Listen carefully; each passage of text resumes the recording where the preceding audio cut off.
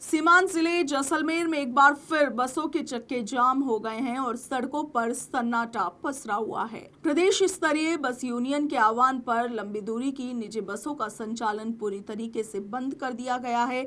वहीं जैसलमेर में यूनियन से बाहर चलने वाली ग्रामीण रूट की तमाम बसों ने भी समर्थन में अपना हड़ताल का रास्ता अपना लिया है। अचानक थमी इस रफ्तार ने आमजन की दिनचर्या बुरी तरीके से प्रभावित कर दी है।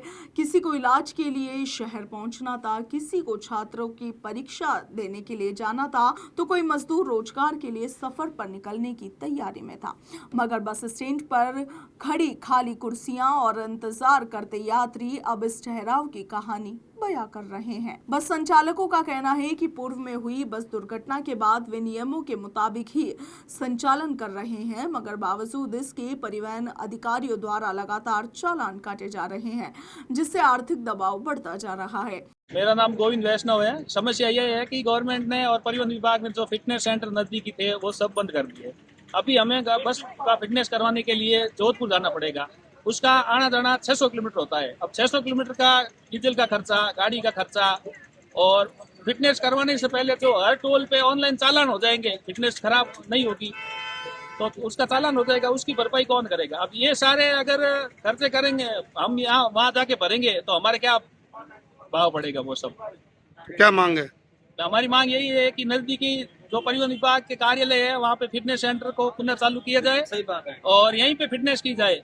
पहले फिटनेस यहाँ होती थी, पहले जो फिटनेस की हुई है गाड़ियाँ वो परिवहन विभाग ने फिटनेस की है, तो अब उनको रद्द क्यों किया गया? इसी बीच राज्य सरकार के एक नए आदेश ने संकट को और भी गहरा दिया है। नए नियमों के मुताबिक अब कमर्शियल और ट्रांसपोर्ट वाहनों की फिटनेस जांच केवल अधिकृत निजी फिटनेस सेंटर्स पर ही करवाई जा सकेगी, जबकि भौगोलिक दृष्टि से प्रदेश का सबसे बड़ा जिला जैसलमेर है।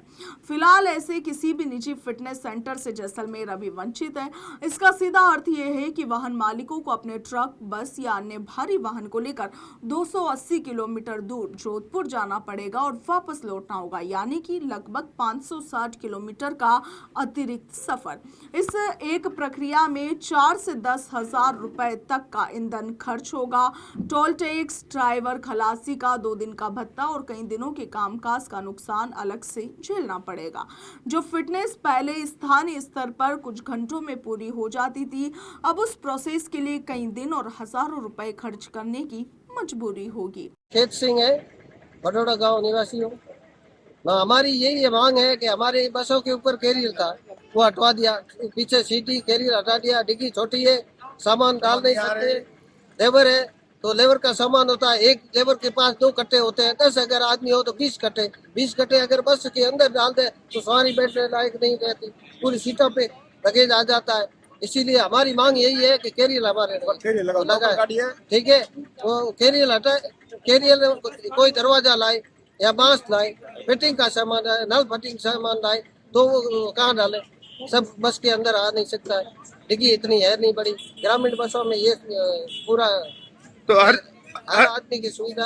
हर जगह तो लंबी दूरी की बसें बंद है, आपने ग्रामीण भी बंद कर दी? ग्रामीण की बंद कर दी। ग्रामीण का ये, ग्रामीण का कैरियर हटा दिया।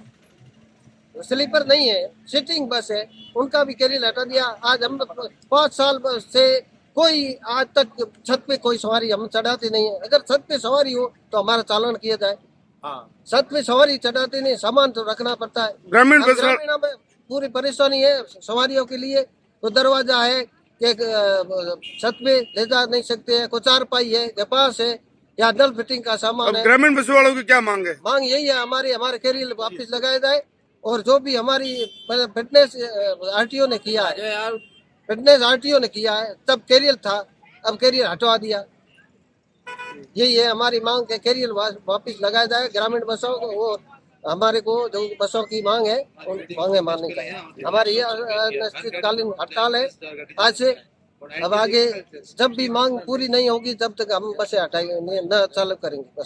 बस यूनियन ने स्पष्ट कर दिया है कि जब तक उनकी मांगों पर सकारात्मक निर्णय नहीं लिया जाएगा, यह हड़ताल अनिश्चित काल तक जारी रहेगी।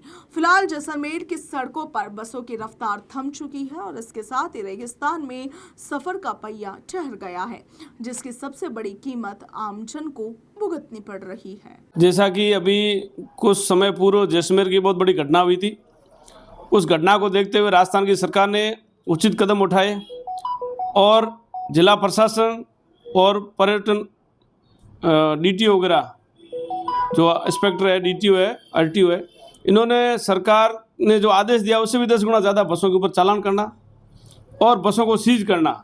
चाहे ऑल इंडिया बस है, चाहे ग्रामीण रूट की बसें हैं, तो बसों वालों ने इतने चालान हो गए, उसे बसों आते परेशान होकर के पूरे राजस्थान में चक्का जाम है। आज हमारे यूनियन द्वारा पूरे कम से कम 30,000 बसें बंद है।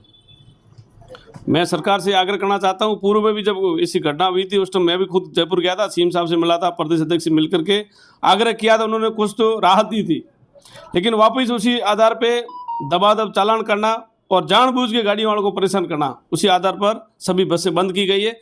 जब तक सरकार से वार्ता होगी, सरकार मानेगी, तभी बसें वापस शुरू की जाएगी। जैसलमेर में कौन कौन सी रूट अभी बंद है और कौन कौन सी? जैसलमेर से जयपुर वाली सब बसें बंद है, उदयपुर है, अहमदाबाद है, सूरत है, बॉम्बे है, बेंगलोर है, मतलब दूर दराज की स्लीपर बसें जितनी सब बंद है।